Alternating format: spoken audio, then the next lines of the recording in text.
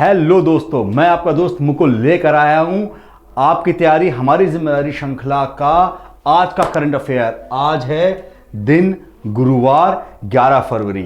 गुरु की क्या अहमियत होती है हम सबके जीवन में सबको पता है। सबसे बड़ा गुरु तो हमारा जीवन खुद है। कई बार होता है, कई सारी कठिनाइयों से हम लोग गुजरते हैं और वो कठिनाइयाँ जब बीत जाती हैं और हम उसके बारे में पीछे देखते हैं तो हम सोचते हैं यार इस जगह से हमने ये चीज़ सीखी और हम ज़्यादा परिपक्व हो जाते हैं, ज़्यादा परिपक्वता की तरफ हम लोग मूव करते हैं। We became more mature than before we are जी। तो चलिए इसी थीम के साथ आज हम लोग शुरू करते हैं। क्या कोई नई जानकारी हम लोग को मिलेगी आज के क्विज में? चलिए चालू करते हैं। डेनमार्क के किस सागर में विश्व का पहला ऊर्जा क्षेत्र द्वीप निर्मित करने की योजना को मंजूरी दी है? अच्छा, डेनमार्क ने कौन से सागर में यह अनुमति दी है? अरल सागर, उत्तरी सागर, लाल सागर या उत्तरी चीन सागर? सबको पता होगा डेनमार्क एक काफी बढ़िया कंट्री है। यह आपके जर्मनी के ऊपर पड़ती है, आपके नीदरलैंड्स के पास है, जर्मनी के ऊपर है। ये यूरोप की कंट्री है। इसने अभी हाल ही में एक ऊर्जा क्षेत्र द्वीप निर्मित करने की बात की, मतलब कि ये एक तरह का आइलैंड बनाने जा रहे हैं। वो आइलैंड होगा ग्रीन इलेक्ट्रिसिटी उसमें प्रोड्यूस करेगी। चलिए इसका जो आंसर है वो हम लोग देखते हैं। वो आंसर है इसका उत्तरी सागर। जी हां, उत्तरी सागर है। इसकी जो डेनमार्क है इसकी कैपिटल जो है वो है कैपेनहेगन इसकी कैपिटल का नाम है। इन्होंने क्या किया है, पहले हम एक बार देखते हैं हमारे पोर्टली क्या कहती है, जो संदेश लेकर आई है वो क्या कह रही है, उसके बाद हम इसके बारे में आपको और जानकारी देते हैं। डेनमार्क ने हाल ही में उत्तरी सागर के विश्व का पहला ऊर्जा क्षेत्र द्वीप निर्मित करने की योजना को मंजूरी दी है। ठीक है भाई साहब, यह ऊर्जा क्षेत्र द्वीप 3 मिलियन यूरोपीय घर के बिजली की जरूरतों को पूरा करने के लिए पर्याप्त हरित ऊर्जा का उत्पादन और भंडार का केंद्र होगा। अच्छा देखिए, जो हमारा पोर्टली मीटर है वो हमें यह बता रहा है कि ये 3 मिलियन, लेकिन डेनमार्क ने एक ट्वीट किया है उसके मुताबिक, डेनमार्क की मिनिस्ट्री ने एक ट्वीट किया उसके मुताबिक इनका यह दावा है कि 2027 तक ये जब कंप्लीट हो जाएगा इसका पहला चरण, तब ये 10 मिलियन यूरोपियन घरों को इलेक्ट्रिसिटी प्रोवाइड करेंगे, ग्रीन इलेक्ट्रिसिटी। ये क्या कर रहे हैं कि एक द्वीप बना रहे हैं, पूरा एक आइलैंड बना रहे हैं। वहां पे ये बहुत बड़ी विंड टर्बाइन का यूज करेंगे जो नेचुरल रिसोर्सेज से आपका इलेक्ट्रिसिटी प्रोड्यूस करेगी। आप सबको पता होगा पूरे यूरोपियन संघ का एक उद्देश्य है कि 2050 तक वो लोग पूरी तरह से ग्रीन इलेक्ट्रिसिटी के ऊपर मूव कर जाएंगे। ग्रीन इलेक्ट्रिसिटी से क्या मतलब होता है? वो इलेक्ट्रिसिटी जो कि आपके नेचुरल रिसोर्सेज से हमें मिले, जिसमें कोयला या और चीजों का उत्पादन ना हो। तो उम्मीद करता हूं यह सवाल आपको समझ में आ गया होगा। मूव करते हैं नेक्स्ट क्वेश्चन की तरफ। आज के सीआरपीएफ की कोबरा यूनिट में हाल ही में कितनी महिला कर्मियों की पहली टुकड़ी को शामिल किया गया? सीआरपीएफ की कोबरा टुकड़ी वो होती है जो जंगलों में युद्ध करने के लिए बहुत ज्यादा तैयार होती है। इसका जो निर्माण किया था कोबरा टुकड़ी जो है, इसकी स्थापना 2009 में की गई थी। 2009 में की गई थी, जो जंगलों में आप नक्सली एरियाज में देखते हैं वहां पे युद्ध करने के काम आएगी। इनकी टेक्निक बहुत ज्यादा कठिन होती है दोस्तों। तो कितनी महिलाओं को किया गया है? 23 महिला कर्मी, 34 महिला कर्मी, 45 महिला कर्मी या 56 महिला कर्मी? सोचो दोस्तों, सोचो। जी हां, इसका आंसर जो है वो है 34 महिला कर्मी। 34 महिला कर्मियों का प्रशिक्षण चलेगा 3 महीने के लिए। बहुत ही ज्यादा कठिन प्रशिक्षण होने वाला है। इसके जो महानिदेशक साहब हैं उन्होंने एक प्रेस कॉन्फ्रेंस में ये बोला कि हम जो रूढ़िवादी सोच है कि महिलाएं पुरुषों के बराबर नहीं बैठ सकती हैं, इसको हम खत्म करना चाहते हैं। ये 34 महिलाओं के उन्होंने पराक्रम की बहुत तारीफ की। उन्होंने कहा कि ये 3 महीने की ट्रेनिंग से गुजरेंगी। उसके बाद जो सबसे ज्यादा नक्सली प्रभावित एरिया है सुकमा आपका है, उसके अलावा आपका एक है आपका क्या नाम है उसका, बेगापुरा करके वहां पे नाम है, सुकमा है, बेगापुरा है और देतावाड़ा। इन एरियाज में इनको बराबर भेजा जाएगा और वहां पे ये कोबरा यूनिट में शामिल हो जाएंगी। कोबरा यूनिट जैसे मैंने बताया 2009 में स्थापित की गई थी। ठीक है, चलिए देखते हैं हमारा पोर्टली मीटर हमसे क्या कहता है। 34 महिला कर्मियों केंद्रीय रिजर्व पुलिस फोर्स बल यानी सीआरपीएफ में कोबरा यूनिट में हाल ही में शामिल किया गया है। इन्हें जल्द ही देश के एंटी नक्सल अभियानों में तैनात किया जाएगा 34 महिला कर्मियों की पहली टुकड़ी को 3 माह के कठोर प्रशिक्षण दिया जाएगा। जैसे मैंने बताया 3 महीने की इनकी ट्रेनिंग चलेगी। उसके बाद सुकमा हुआ, आपका देतावाड़ा हुआ और बेगापुरा करके जो एरियाज हैं वहां पे इनको भेजा जाएगा कोबरा यूनिट के अंदर। चलिए दोस्तों मूव करते हैं नेक्स्ट क्वेश्चन पे। क्या कहता है हमसे, हाल ही में किसने कचरे के डिस्पोजल और कलेक्शन की जानकारी नहीं देने पर कोक, पेप्सी, बिस्लेरी पर करीब 72 करोड़ का भारी भरकम जुर्माना लगाया। कोक, पेप्सी और बिस्लेरी, आप सबको पता है इनका काम क्या है। इन लोगों के ऊपर भारी भरकम 72 करोड़ रुपए का जुर्माना लगाया किसने? योजना आयोग, NITI Aayog, central pollution control board या विश्व स्वास्थ्य संगठन। ये बहुत आसान चीज है, सभी को इसके बारे में पता होगा, नाम से ही पता चल रहा होगा जी। इसका आंसर जो है वो है सेंट्रल पॉल्यूशन कंट्रोल बोर्ड। इसके बारे में हमारी पोटली जी खुल चुकी हैं, वो हमें बता रही हैं कि सेंट्रल पॉल्यूशन कंट्रोल बोर्ड ने पेप्सी, कोक और बिस्लेरी के प्लास्टिक कचरे के कलेक्शन की रिपोर्ट और डिस्पोजल की रिपोर्ट ना देने पर 72 करोड़ रुपए का भारी भरकम जुर्माना लगाया। और बाबा रामदेव की जो कंपनी, उनके ऊपर भी 1 करोड़ रुपए का जुर्माना लगाया है। ये जो आपका है सेंट्रल पॉल्यूशन कंट्रोल बोर्ड, ये मिनिस्ट्री ऑफ इन्वायरमेंट, फॉरेस्ट और क्लाइमेट चेंज के अंदर आती है। 1974 में इसका गठन हुआ था under the water act of 1974। Water act 1974 जब लागू हुआ था, उसके बाद 1974 में ही इसका गठन हुआ था। और ये आता है आपके ministry of environment, forest and climate change के अंदर। उम्मीद करता हूं दोस्तों ये चीज आपको समझ में आ गई होगी। चलिए मूव करते हैं अपने नेक्स्ट क्वेश्चन की तरफ। अच्छा, अगर मैं जल्दी जल्दी जा रहा हूं तो आप मेरे को बता दीजिएगा, मैं इसको और विस्तार से और आराम से बताऊंगा। मुझे लगता है कि करंट अफेयर में ज्यादा बातें करने की जरूरत नहीं होनी चाहिए। मुझे लगता है कि आप जिस पर्पस से आए, हम वो पर्पस आपका फुलफिल कर सकें। आप आए, आज की भागदौड़ की जिंदगी इतनी तेज है, आपको और भी बहुत सारे सब्जेक्ट तैयार करने होते हैं। हमारी कोशिश होती है कि हम जल्दी से जल्दी आपको करंट अफेयर अपडेट कराएं, उसके साथ उसके कुछ एक्सप्लेनेशन दें जिससे आपको याद हो। बाकी अगर आपका कोई भी राय हो तो हमें जरूर बताइएगा। चलिए दोस्तों, ओक्लो की रिपोर्ट के मुताबिक वर्ष 2020 अक्टूबर-दिसंबर की अवधि में किस टेलीकॉम कंपनी की 4G डाउनलोड और अपलोड स्पीड सबसे तेज रही? ओक्ला आप सबने सुना होगा। ओक्ला एक बहुत ही वर्ल्ड प्रसिद्ध एक वेबसाइट है। ये इंटरनेट स्पीड्स के सर्वे करती है और देशों की रैंकिंग देती है। उस हिसाब से इंडिया के अंदर अक्टूबर से दिसंबर के बीच में सबसे ज्यादा स्पीड किसकी रही? एयरटेल, जियो, वोडाफोन आइडिया या BSNL? बताओ भाई। मैं तो वैसे जियो यूज करता हूं और एक वोडाफोन यूज करता हूं। आप लोग कौन सा यूज करते हो बताना एक बार कमेंट सेक्शन में जी। इसका आंसर है वोडाफोन आइडिया। वोडाफोन आइडिया की इंटरनेट स्पीड जो है इस बार सबसे ज्यादा रही। और जो हमें यह बता रहा है वो ये बता रहा है कि टेस्टिंग में वर्ष 2000 में अक्टूबर-दिसंबर की अवधि में वोडाफोन आइडिया टेलीकॉम की 4G डाउनलोड और अपलोड स्पीड सबसे तेज रही। और वोडाफोन आइडिया ने पैन इंडिया लेवल पे 6 महीने की अवधि में लगातार हाई स्पीड प्रदान करने का एकमात्र टेलीकॉम बना है। अच्छा, ओक्ला इंडिया जो है, मतलब कि ये जो ओक्ला वेबसाइट है, ये दुनिया में लोगों की इंटरनेट स्पीड की रैंकिंग भी देती है। और आपको एक मजेदार बात बताता हूं, इनकी जो ब्रॉडबैंड मतलब कि जो हाई स्पीड डेटा होता है ना, इसके मामले में इन्होंने 137 देशों की एक लिस्ट बनाई है जहां पे इंटरनेट 4G स्पीड कितनी आती है। और अब जान के हैरान हो गए, पाकिस्तान हमसे ऊपर है जी। पाकिस्तान की जो रैंकिंग है वो है 114। 137 कंट्रीज में से पाकिस्तान की रैंकिंग जो है वो है 114। वहां पे जो MBPS आता है, मतलब कि जो स्पीड आती है 4G की, वो है 18.42 MBPS की स्पीड से आता है। और इंडिया की रैंकिंग पता क्या है? पिछले साल इंडिया की रैंकिंग 128 थी, इस साल घट के 129 हो गई। और इंडिया की जो इंटरनेट आपका जो स्पीड आती है वो आती है 12.91 MBPS इस ओक्ला वेबसाइट के हिसाब से। और हमारा जो पड़ोसी राज्य एक देश, हमारा जो बांग्लादेश है, वो 135वें नंबर पे है। सोचिए, मतलब कि पाकिस्तान हमसे ऊपर है, वो 114वें नंबर पे है, इंडिया 129वें नंबर पे है, और जो आपका बांग्लादेश है वो 135वें नंबर पे। अब आप सोचोगे नंबर 1 पे कौन है जी? नंबर 1 पे जो कंट्री है वो है आपकी कतर।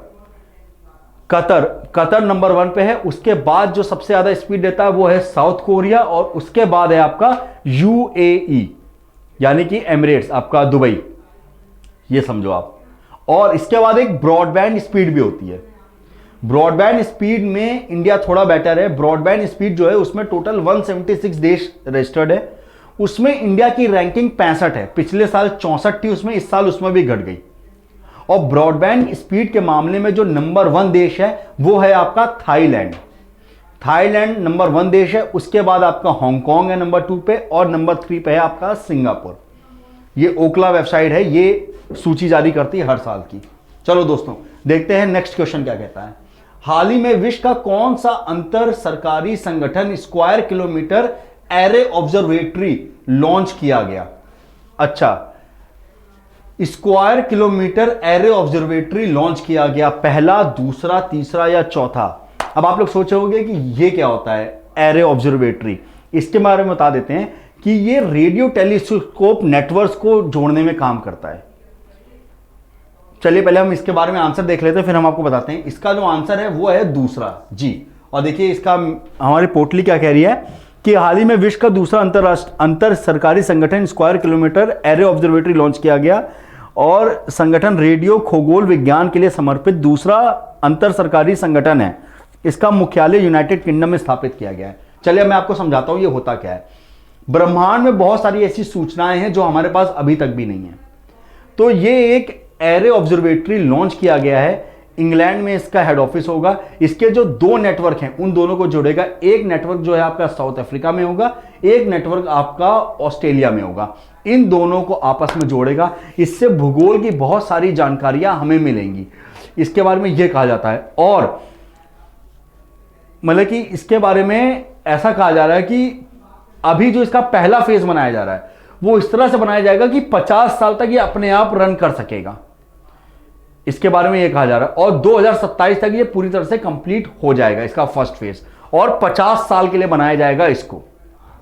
ठीक है दोस्तों, और इसका जो मेन काम होगा यही होगा कि रेडियो टेलीस्कोप के थ्रू बहुत सारी जो जानकारी ब्रह्मांड की है वो हमें आके मिले, और उससे हम विज्ञान के क्षेत्र में और आगे बढ़े। चलिए देखते हैं हमारा छठा प्रश्न क्या कहता है। संयुक्त अरब एमिरेट्स की होप प्रोब अंतरिक्ष यान की को पहली ही कोशिश में किस ग्रह की कक्षा में सफलतापूर्वक पहुंचा दिया?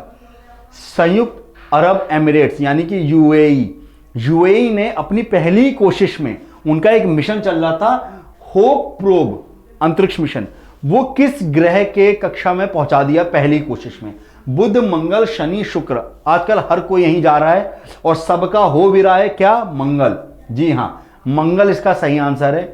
होप प्रोब यूएई ने चालू की है, एक नई इनकी कोशिश थी, इसको लेके बहुत सारा उत्साहित थे, और ये पहली बार में ही मंगल ग्रह की कक्षा में पहुंच गए। इसके थ्रू इनको फायदा ये होने वाला है कि ये इनका ये कहना है कि हम अपना एक मैप बनाएंगे इसके थ्रू, और हमें मौसम की जानकारियों का लेते रहेंगे इस सैटेलाइट के थ्रू। दूसरी चीज, सबसे पहली जो कंट्री मतलब कि आज तक टोटल 5 कंट्रियां जा चुकी हैं, ये आपकी छठी बनी है। अमेरिका गई है, रशिया गई है, अभी आपने सुना होगा 3 दिसंबर की बात थी जब चाइना ने भी अपना भेजा था ऊपर, और मैंने बताया था 5 फरवरी को पहली फोटोज आई थी वहां से, जो मंगल ग्रह की पहली फोटो जो चाइना की आधिकारिक आपकी जो सैटेलाइट एजेंसी है उसने लॉन्च की थी वो फोटोज। चलिए देखते हैं क्या बताते हैं इसके बारे में हमारा। संयुक्त अरब एमिरेट्स ने होप प्रोब अंतरिक्ष यान की पहली कोशिश में मंगल ग्रह की कक्षा में सफलतापूर्वक पहुंचा दिया। अच्छा, इसकी जो स्पीड है वो 1,20,000 किलोमीटर प्रति घंटे की रफ्तार से चल रहा है, चक्कर लगा रहा है। जब यह अंतरिक्ष यान मंगल ग्रह की कक्षा में पहुंचा तो लाल ग्रह ऐसा करने वाला दुनिया का 5वां देश बन गया। 5वां देश बन गया। आपको पता है इंडिया भी है, इंडिया ने भी पहली बार में कक्षा में पहुंचाया था। इसके अलावा अमेरिका है, रशिया, चाइना ने मिलकर किया, और 2 यूरोपियन कंट्रीज हैं, उन्होंने भी मंगल की जो अंतरिक्ष में मंगल यान है उसके कक्षा में पहुंचाने का काम किया है। ठीक है दोस्तों, तो चलिए यूनाइटेड एमिरेट्स, आजकल बहुत सारी कंट्रीज का एक्चुअल में क्या हुआ है कि धरती पे तो दबदबा सबने बना लिया कि हम पे ये आर्मी, हम पे ये एयरफोर्स है, हम पे इतने न्यूक्लियर वेपन है, हम पे ये नेवल फोर्सेस हैं। अब बात चल रही है अंतरिक्ष में कौन सबसे शक्तिशाली है, और इसरो जो इंडिया की स्पेस एजेंसी है बहुत अच्छी तरीके से काम करी अंतरिक्ष यानों में। एक पिक्चर भी आई थी मिशन मंगल, वो भी इसी चीज पे थी। चलिए, इनमें से कौन सा राज्य one nation one ration card सुधार प्रणाली को सफलतापूर्वक पूरा करने वाले देश का 12वां राज्य बन गया? 12वां राज्य वन नेशन वन राशन, ये एक बहुत अच्छी स्कीम चालू की है मोदी जी ने। इसके तहत इनका मेन है जो श्रमिक मजदूर होते हैं या जो प्रवासी लोग होते हैं, जैसे कि हम दिल्ली के रहने वाले नहीं है लेकिन हम कहीं और से आए हैं, दिल्ली में रह रहे हैं अपने परिवार के साथ, तो हमारा राशन कार्ड हमारे गांव का है लेकिन हम उसके थ्रू कहीं से भी राशन ले सकें जिससे अनाज व्यर्थ ना जाए। इसको लेके इन्होंने एक पॉलिसी चालू की, उस पॉलिसी का नाम है वन नेशन वन राशन। तो 12वां राज्य बन चुका है राजस्थान। जी, इसका आंसर जो है वो राजस्थान है। राजस्थान 12वां राज्य बन गया है इस प्रणाली को पूरी तरह से लागू करने वाला। इससे पहले के जो राज्य हैं वो आपको मैं बता दूं, उसमें आंध्र प्रदेश है, गोवा है, गुजरात है, हरियाणा है, कर्नाटका है, केरला है, मध्य प्रदेश है, तेलंगाना है, तमिलनाडु है और आपका यूपी है। तो 11 राज्य हो गए और जो आपका 12वां राज्य बना वो है राजस्थान। देखते हैं हमारा पोटली मीटर हमसे क्या कहता है। राजस्थान राज्य हाल ही में one nation one ration card सुधार प्रणाली को सफलतापूर्वक करने वाला 12वां राज्य बन गया। ठीक है दोस्तों, 11 राज्यों के मैंने नाम बताया आपको। साथ ही राजस्थान राज्य ने खुला बाजार उधारों के माध्यम से 2731 करोड़ यानी कि 2731 करोड़ रुपए के अतिरिक्त वित्तीय संसाधन जुटाने को सक्षम हो गया है। बहुत बढ़िया बात। ठीक है दोस्तों, तो वन नेशन वन राशन ये पॉलिसी जो लागू की है बहुत ही बेहतरीन पॉलिसी है। 12 राज्यों ने पूरी तरह से इसको लागू कर लिया है। उम्मीद करते हैं आने वाले टाइम पे और भी राज्य इसको जल्दी जल्दी लागू करेंगे। चलिए, 11 फरवरी को विश्व भर में कौन सा दिवस मनाया जाता है? भाई साहब, ये वैलेंटाइन वीक वाला दिवस मत समझ लेना। वो होता है ना कौन सा rose day, teddy day, chocolate day, kiss day, promise day, सब फालतू वाले, ये वो वाला दिवस मनाने की बात नहीं हो रही है। विश्व भर में कौन सा दिवस मनाया जाता है? विज्ञान में लड़कियां और महिलाओं का अंतर्राष्ट्रीय दिवस, सुरक्षा में लड़कियों और महिलाओं का अंतर्राष्ट्रीय दिवस, समाज बनाने में लड़कियों और महिलाओं का अंतर्राष्ट्रीय दिवस, शिक्षा में लड़कियों और महिलाओं का अंतर्राष्ट्रीय दिवस। कौन सा दिन होता है? जी हां, एक आजकल मतलब कि क्या बताएं, सब इंसान इसी में इतना डूब गया है फालतू के कामों में। जहां देखो इंटरनेट में देखो, इन सब में देखो, यही सब चीजें चल रही हैं। खैर चलो, इसका जो आंसर है वो है विज्ञान में लड़कियों और महिलाओं का अंतर्राष्ट्रीय दिवस।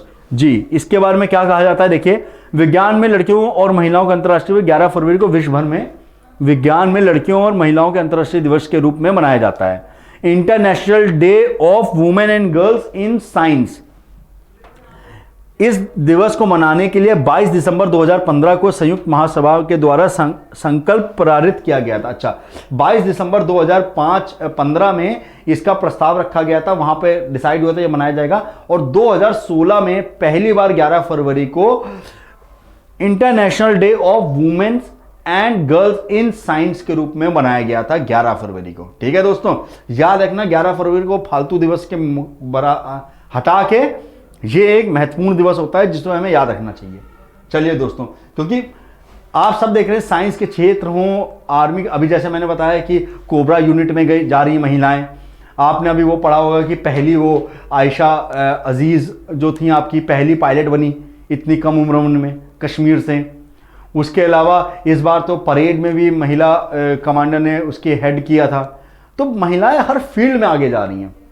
और सही बात है, वो रूढ़िवादी सोच जो हुआ करती थी पुराने जमाने में कि महिलाएं पर्टिकुलर इस काम के लिए थी, तो उनके मुंह पे तमाचा है उस रूढ़िवादी सोच के ऊपर कि भाई ऐसा नहीं है। आज महिलाएं पुरुषों के साथ कंधे से कंधा मिला के काम कर रही हैं, हर फील्ड में आगे जा रही है और उनसे कई जगह तो बेहतर काम कर रही हैं। मैंने कहीं पढ़ा था कि मैनेजमेंट स्किल्स में लड़कियां लड़कों से ज़्यादा बेटर होती हैं। अब ये किसी का प्राइवेट सर्वे था तो इसके ऊपर मैं पुष्टि नहीं कर सकता हूं, लेकिन ऐसा उनका ये मानना था। इमोशनली ज़्यादा स्ट्रांग होती हैं। तो चलिए देखते हैं नेक्स्ट क्वेश्चन क्या कहता है हमसे। हाल ही में किस देश ने फिर से संयुक्त राष्ट्र मानवाधिकार परिषद में शामिल होने की घोषणा की? सबको पता है ऐसा कौन कर सकता है। एक आपका जापान, चीन, अमेरिका, ऑस्ट्रेलिया, लेकिन एक ही जन थे जो हर जगह से नाराज होकर शादी में आए, फूफा की तरह नाराज होकर अलग हो गए थे, और अब जब दोबारा आए हैं तो वो अब उन चीज़ों में ज्वाइन कर रहे हैं। जी हाँ, मैं बात कर रहा हूं अमेरिका की। अमेरिका के डोनाल्ड ट्रंप साहब 2018 में संयुक्त राष्ट्र मानवाधिकार परिषद से अलग हो गए थे। संयुक्त राष्ट्र मानवाधिकार जो परिषद है इससे अलग हो गए थे, लेकिन जैसे ही जो बाइडेन साहब आए, इनके पहले के स्टार्टिंग में आते ही इन्होंने कुछ फैसले किए, जैसे कि मैक्सिको के पास जो दीवार बना रहे हैं उसको रोक दिया गया। ये पर्यावरण जो आपका समिति थी पेरिस की, उससे भी अलग हो गए तो उसमें दोबारा जुड़ा। इन्होंने तो, ट्रम्प साहब ने ये भी कह दिया कि WHO को हम कोई भी एड या कोई भी पैसा नहीं देंगे। जो बाइडेन साहब ने वो फैसला भी पलटा। तो ये उस तरह से अमेरिका है। देखते हैं हमारी पोटली मीटर क्या कहती है। अमेरिका के राष्ट्रपति बाइडेन ने हाल ही में फिर से संयुक्त राष्ट्र मानवाधिकार में घोषणा की है। 2018 में जैसे मैंने बोला ट्रम्प साहब ने हटने का वो किया था, और संयुक्त राष्ट्र मानवाधिकार परिषद मानवाधिकार से संबंधित चुनौतियों को, अच्छा ये ह्यूमन राइट काउंसिल है, यूएन की ह्यूमन राइट काउंसिल है, ये वहां से हैं। ये जो बनी थी आपकी 2006 में बनी थी, ये जो आपकी यूएन की आपकी संयुक्त राष्ट्र मानवाधिकार परिषद है 2006 में बनी थी। इसका जो हेडक्वार्टर है वो आपका जेनेवा में ही है, जेनेवा जो कि स्विट्जरलैंड में है। और इसकी जो प्रेसिडेंट है वो फिजियन है, मतलब कि फिजी कंट्री से ताल्लुक रखती हैं। उनका नाम है नजहत शामीन। नजहत शामीन जी जो हैं वो इसकी प्रेसिडेंट हैं इस समय हालिया में, और फिजी कंट्री से ताल्लुक रखती हैं वो।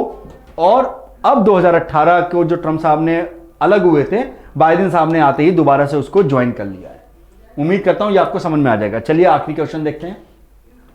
भारत के किस शहर में IIM ग्रेजुएट चित्रा सुंदरम को most excellent order of the British empire award से सम्मानित किया गया?